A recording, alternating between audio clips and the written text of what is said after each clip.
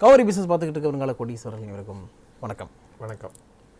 இன்றைக்கி குருஜி நம்ம கூட எதுக்காக ஜாயின் பண்ணுறாரு அப்படின்னா 3 முக்கியமான விஷயங்கள் நம்ம பார்க்க போகிறோம். ஒன்று, இந்த மியூச்சுவல் ஃபண்டுடைய ஸ்ட்ரெஸ் டெஸ்ட் இருக்கு இல்லையா, அது நல்லதா கெட்டதா, அதனால் நடந்த நன்மைகள் என்ன தீமைகள் என்ன அப்படிங்கிறத பார்க்க போகிறோம். அதுக்கப்புறம் சிகாஜி பற்றி ஒரு முக்கியமான மேட்ரு ஷேர் பண்ணுறது ரெடியாக இருக்கார். ப்ளஸ் யாரோ ஒருத்தர் துபாயில் உட்காந்துக்கிட்டு இந்தியன் ஷேர் மார்க்கெட்டே கொஞ்சம் அப்படி ஷேக் பண்ணி பார்க்குறாருமே, அவர் யார் அப்படிங்கிறதையும் தெரிஞ்சுக்க போகிறோம். Let's welcome. ரைட். இந்த இதோட சேர்த்து ஒரு இலவச இணைப்பு ஈக்விட்டாஸ் பேங்க், அது ரொம்ப லோவாக இருக்குது, அது வாங்கலாமா இல்லையா அப்படிங்கிறத எக்ஸாமின் பண்ணலாம். ஓகே, இப்போ 2 நாளாக நம்ம இந்த மியூச்சுவல் ஃபண்ட் ஸ்ட்ரெஸ் டெஸ்ட் பற்றி பேசிட்டே இருக்கோம். எங்கே போயிருக்கு பணம், எவ்வளோ எடுத்திருக்காங்க, அந்த மாதிரிலாம் நிறைய டிஸ்கஸ் பண்ணோம். இப்போ ஃபைனலாக என்னென்னா, இதில் நடந்த நல்லது என்ன கெட்டது என்ன. நல்லதுன்னு எடுத்துக்கிட்டிங்கன்னா ஒரே ஒரு விஷயம் வந்து கிளியராக சொல்லிடலாம். அது என்னென்னா, சில ஷேர்ஸ் வந்து ஓவர் வெல்டாக இருந்துச்சு, கொஞ்சம் கரெக்டானால் நல்லா இருக்குமே வாங்கலாம்னு நினச்சிக்கிட்டு இருந்தவங்களுக்கு இந்த மார்க்கெட் கரெக்ஷன் வந்து யூஸ்ஃபுல்லாக இருந்திருக்கும். எக்ஸாக்ட்லி. ஆனால் இதில் நடந்த கெட்டது என்ன?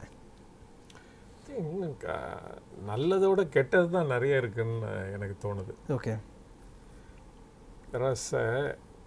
மார்ச் மாதம்னாலே உங்களுக்கு வந்து அக்கௌண்ட்ஸ் க்ளோசிங், அப்புறமேல இந்த டேக்ஸ் ஹார்வெஸ்டிங், அப்புறம் டேக்ஸ் பேமெண்ட்டு, இதெல்லாம் வர்றதுனாலேயே நார்மலாகவே ஷேர் மார்க்கெட்டில் ஒரு மாதிரி டவுனாக தான் இருக்கும் இந்த டைமில்.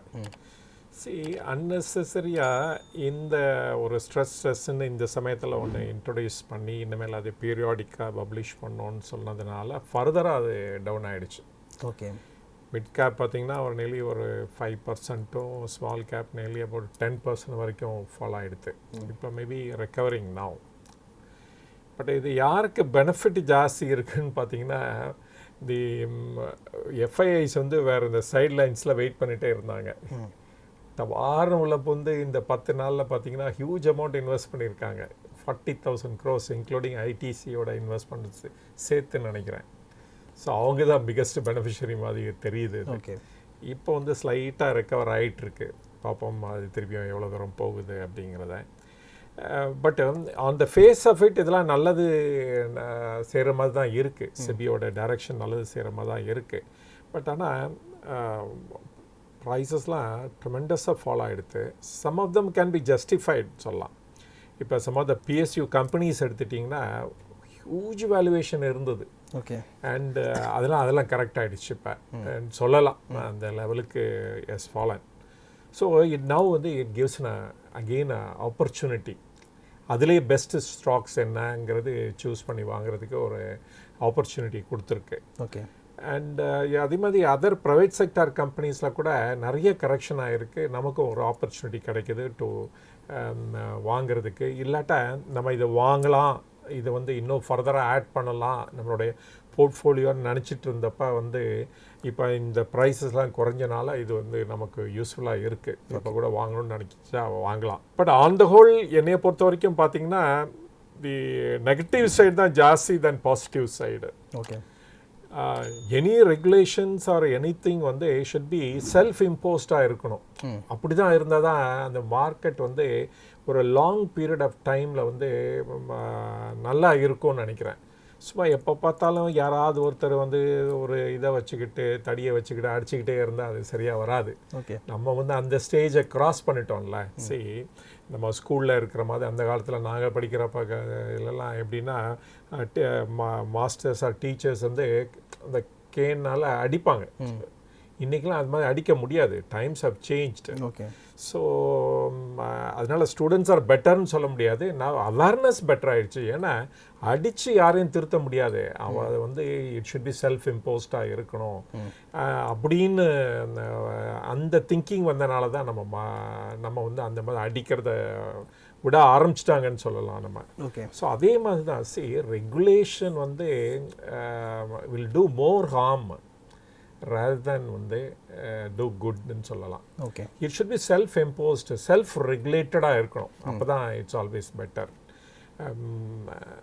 பட் இந்த இதில் வந்து ஒன் மோர் ஆனால் குட் திங் என்ன அப்படின்னா, ரியலி பேட் ஸ்டாக்ஸ் எதுன்னு இந்த ஃபாலில் வந்து நம்மளால் ஐடென்டிஃபை பண்ண முடியுது டெஃபினட்டாக. ஓகே.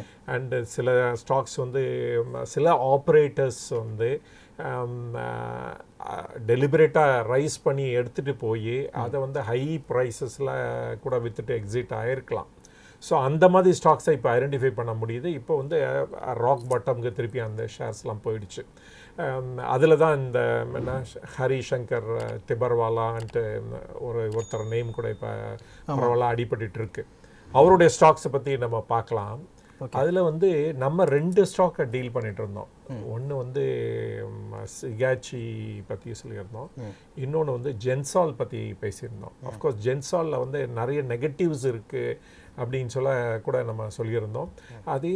அதே மாதிரி சிகாச்சியில் வந்து தோ தே ஆர் எக்ஸிபியண்ட்டில் இருக்கிறாங்க. நம்ம that is called micro crystalline எக்ஸிபியனில் இருக்காங்கன்னு நம்ம சொல்லிட்டு இருந்தோம்.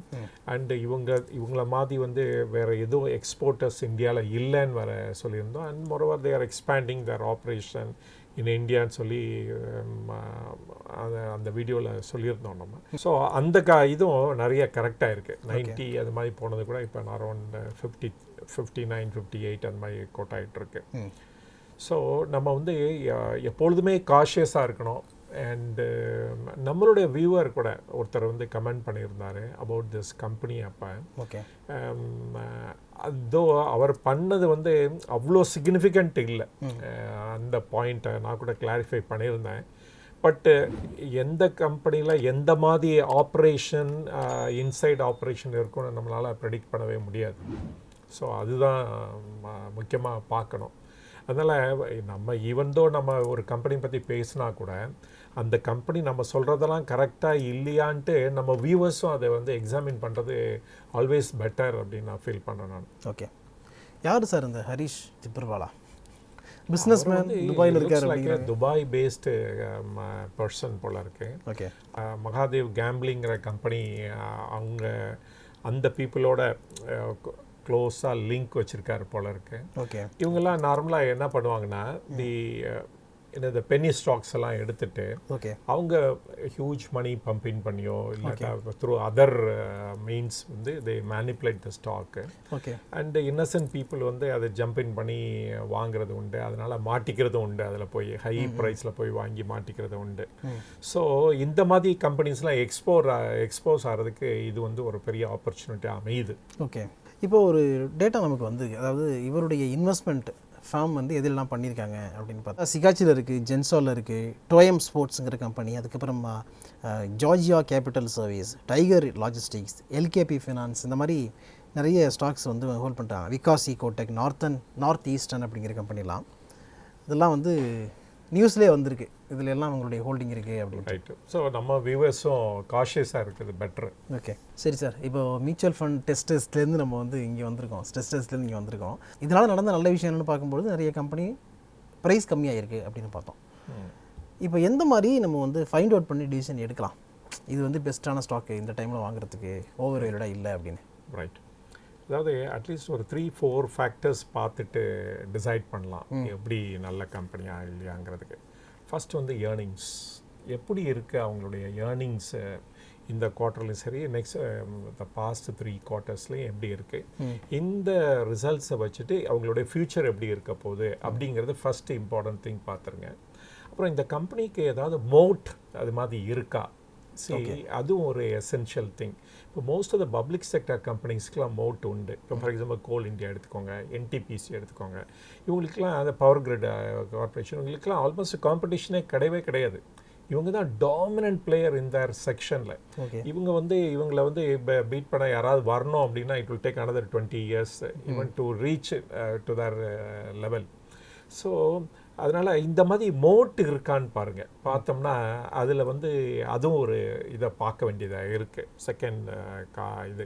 அப்புறம் the cash flow of these companies, இவங்களுடைய ஃப்ரீ கேஷ் ஃப்ளோ எப்படி இருக்குது. ஏன்னா இது ஆல்வேஸ் நம்ம வந்து அடிக்கடி சொல்லுவோம், இது உங்களுடைய மெட்ரிக், ஒரு இம்பார்ட்டன்ட் மெட்ரிக்கு எப்பொழுதும் பாருங்கள் அப்படின்னு சொல்லுவோம், ஃப்ரீ கேஷ் ஃப்ளோ எப்படி இருக்குது அப்படின்ட்டு. அண்டு அனதர் ஃபேக்டர் வந்து இப்போ வந்து டெஃபினட்டாக வந்து இன்ட்ரெஸ்ட் ரேட்டு குறைய போகுது. இன்னொரு ஃபியூ மந்த்ஸில் வந்து இல்லாட்டா ஆஃப்டர் ஜூன் ஆர் ஆகஸ்ட்டில் வந்து இன்ட்ரெஸ்ட் ரேட்டு ரெப்போ ரேட்டு குறைய போகுது. ஓகே. இப்போ வந்து இந்த ரெப்போ ரேட்டு குறைஞ்சோன்னே இந்த கம்பெனிலாம் என்ன what kind of additional income நமக்கு கொடுக்க போகிறாங்க அப்படிங்கிறத பார்க்கணும். அதாவது what kind of percentage of return நமக்கு கிடைக்க போகுதுன்னு இப்போ பாருங்கள். இப்போ வந்து நம்ம ஊரில் வந்து 7% is a normal rate and interest rate இந்த பேங்க்ஸ்லாம் கொடுக்குறது. அப்போ இந்த 7%க்கு மேலே எந்த கம்பெனி வந்து can give us return in another 1 year time அப்படின்ட்டு, ஹையர் த பெட்டர். இப்போ வந்து அனதர் 2% தான் கொடுக்கும். ஏன்னா ஷேர் மார்க்கெட் வந்து ஒர்க்ஸ் ஆன் ஃபார்வர்ட் லுக்கிங் பேசிஸில். இந்த கம்பெனிலாம் நல்லா பர்ஃபார்ம் பண்ணுற கம்பெனி தான். பட் ஆனால் இந்த 7%க்கு மேலே எவ்வளோ பர்சன்டேஜ் கொடுக்க போகுது ரிட்டர்ன் எனக்கு நெக்ஸ்ட் 1 yearல அப்படின்னு பாருங்கள். வந்து based on past record and their future goals அதெல்லாம் வச்சு கால்குலேட் பண்ணோம். இப்போ suppose it gives about say 6%, 7% more than that interest rate கொடுக்கும்போது டெஃபினட்டாக இந்த கம்பெனிலாம் ஒர்த் வைல்னு எடுத்துக்கலாம். ஸோ இந்த 4-5 ரீசன்ஸை பேஸ் பண்ணி நீங்கள் சூஸ் பண்ணணும். ஸோ ஃபஸ்ட்டு இந்த ஏர்னிங் எப்படி இருக்குது, then the moat part of it எப்படி இருக்குது, இருக்கா இல்லையா, அப்புறம் அவங்களுடைய கேஷ் ஃப்ளோ, அந்த கம்பெனியோட கேஷ் ஃப்ளோ எப்படி இருக்குது, that is basically free cash flow பற்றி தான் நான் பேசுகிறேன் நான். தென் வந்து இவங்களை வந்து ஃபார்வர்ட் லுக்கிங்கில் நீங்கள் அனலைஸ் பண்ணும்போது what kind of return they will give more than the interest rate prevailing in the country. அப்போ வந்து அதை பேஸ் பண்ணி தான் நம்ம டிசைட் பண்ணோம். இதில் நாலுலேயும் க்ரீன் டிக் வந்துருச்சுன்னு வச்சுக்கோங்களேன், ஒரு 7% கிட்ட டெஃபினட்டாக அனதர் அடிஷ்னல் 7% எனக்கு கிடைக்கும் இன்ட்ரெஸ்ட்டுக்கு மேலே அப்படின்னா தென் வந்து இதெல்லாம் குட் கம்பெனின்னு சொல்லி நம்ம திருப்பி இன்வெஸ்ட் பண்ணலாம். இப்போ லோ லெவலில் இருக்குதுன்னு சொல்லிட்டு நம்ம அதை வந்து வாங்குற ட்ரை பண்ணலாம். Okay sir, super. இப்போ ஈக்விட்டி ஸ்மால் பேங்க் பற்றி சில விஷயங்கள் ஷேர் பண்ணணும்னு சொன்னீங்க. ரைட். இந்த சிச்சுவேஷனில் நம்ம ஒரே ஒரு பேங்க் மட்டும் எடுத்து பார்க்கலாம். ஏன்னா இது வந்து 110 rupees 112 rupees போயிட்டு இருந்தது பிஃபோர் இந்த மார்ச்சுக்கு முன்னாடி. இப்போ வந்து இட்ஸ் கோட்டிங் அபவுட் 93 rupees. இதை எக்ஸாமின் பண்ணி பார்க்கலாமே, இது வந்து ஒர்த் வைலா இல்லையா அப்படிங்கிறத பார்த்தோம்னா நமக்கு தெரிஞ்சிடும். ஃபஸ்ட்டு பேங்க்கோட இம்பார்ட்டன்ட் இது என்ன, நெட் இன்ட்ரெஸ்ட் இன்கம். இப்போ நெட் இன்ட்ரெஸ்ட் இன்கம் வந்து 2023க்கு 2543 இருந்துச்சு, 45 கோடியாக இருந்துச்சு. ஃபோர்காஸ்ட் என்ன இருக்குன்னு பார்த்தீங்கன்னா 3124 கோடியாக இருக்கும் அப்படிங்கிறாங்க. ரைட். அதர் இன்கம் வந்து 720 கோடியாக போகும் அப்படின்னு சொல்கிறாங்க. அதுக்கப்புறம் ப்ரொவிஷன்ஸ் வந்து 438 கோடியாக குறையும்னு கொடுத்துருக்காங்க. அண்ட் ப்ராஃபிட் 807 கோடியாக இருக்கும் அப்படின்னு கொடுத்துருக்காங்க. ரைட். ROA 2.1 இருக்கும், ROE 14.7 இருக்கும் அப்படின்னு கொடுத்துருக்காங்க. பாருங்க, இவங்களுடைய ப்ரொவிஷன்ஸ் வந்து குறையும் கொடுத்துருக்காங்க. பட் ஆனால் compared to the previous year இது இன்க்ரீஸ் ஆகி தான் இருக்குது ப்ரொவிஷன்ஸ். தெர் இஸ் இவங்களுடைய GNPA பார்த்தீங்கன்னா இந்த வருஷம் வந்து it is going up. Okay. And even NNPA also is going up. ஒரு பேங்க்குக்கு பார்த்தீங்கன்னா இந்த மெட்ரிக் வந்து ரொம்ப இம்பார்ட்டன்ட். அவங்களுடைய நான் பர்ஃபார்மிங் அசெட்ஸ் வந்து இன்க்ரீஸ் ஆகுதா டிக்ரீஸ் ஆகிறத பார்க்குறது ரொம்ப இம்பார்ட்டன்ட். அண்ட் எஸ்பெஷலி தேர்ட் குவார்ட்டரில் பார்த்தா it has gone up. Gross NPA மேலே போயிடுத்து, நெட் NPA இன்க்ரீஸ் ஆகிடுச்சு. இது வந்து ஒரு பேட் மெட்ரிக்கு. ஆனால் அதே சமயத்தில் பார்த்தீங்கன்னா இவங்களோட டெபாசிட் க்ரோத் பார்த்தீங்கன்னா ஃபினாமினலாக இருக்குது. பட் ஆனால் அவங்க காசா ரேஷியோ வந்து குறைஞ்சிருக்கு. இந்த தேர்ட் குவார்ட்டர் ரிசல்ட்ஸில் 46 இருந்தது, இப்போ வந்து 33 ஆகிடுச்சு. ஆனால் அட்வான்சஸ் பிக்கிங் அப்பு. அண்ட் அட்வான்சஸில் பார்த்தீங்கன்னா ஒரு இம்பார்ட்டன்ட் இது பார்க்கலாம். இவங்க வந்து மைக்ரோ ஃபைனான்ஸுக்கு வந்து 18% தான் லேண்ட் பண்ணுறாங்க. ஆனால் ஸ்மால் ஸ்கேல் இண்டஸ்ட்ரிக்கு 33% லெண்ட் பண்ணுறாங்க. அண்ட் அஃப்கோர்ஸ் மார்கேஜ் லெண்டிங் கூட இந்த கம்பெனி வந்து ஃபாலோ பண்ணுறாங்க. பட் ஒன் குட் திங் வந்து என்னென்னா இந்த நெட் இன்ட்ரெஸ்ட் மார்ஜின். இந்த நெட் இன்ட்ரெஸ்ட் மார்ஜின் பார்த்தீங்கன்னா ஃபினாமினலி ஹையாக இருக்குது. அபவுட் 8.5% கிட்ட இருக்குது. Then it is very well அந்த ஆஸ்பெக்டை மேனேஜ் பண்ணுறாங்க. மித்த பேங்க் மாதிரி குறையல. பட் இந்த பேங்க் வந்து they are able to make a good இது நெட் இன்ட்ரெஸ்ட் மார்ஜின் அந்த இது. பட் ஒரே ஒரு இது என்னென்னா பேட் மெட்ரிக் எங்கே இருக்குது அப்படின்னா இந்த க்ரோஸ் NPAல தான் இருக்குது. பட் அந்த ஈக்விட்டாஸ் பேங்க் எங்கே நிறைய பிரான்ச்சஸ் வச்சுருக்காங்கன்னா தமிழ்நாடு வச்சுருக்காங்க, எஸ்பெஷலி சென்னையிலையும் நிறைய பிரான்ச்சஸ் இருக்குது. பட் தேர்ட் குவார்ட்டரில் என்னாச்சு, சென்னையில் there was a flood. அந்த ஃப்ளட்டுனால நிறைய ப்ராப்ளம் இருந்தது. அண்டு அதனால கலெக்ஷனும் போரா இருந்தது. அதனால நல்லா பர்ஃபார்ம் பண்ணலன்னு கம்பெனி சைட்லேருந்து ஒரு ஸ்டேட்மெண்ட் வர வந்திருக்கு. ஸோ இந்த இதெல்லாம் பார்க்குறப்ப இவங்களோட யூனோ த ROA அது பார்த்தீங்கன்னா இட் இஸ் அபவுட் 2.02 இருக்குது. அண்டு ஈவன் ROE பார்த்தீங்கன்னா கூட இட் இஸ் அபவுட் 14.4 அது மாதிரி இருக்குது.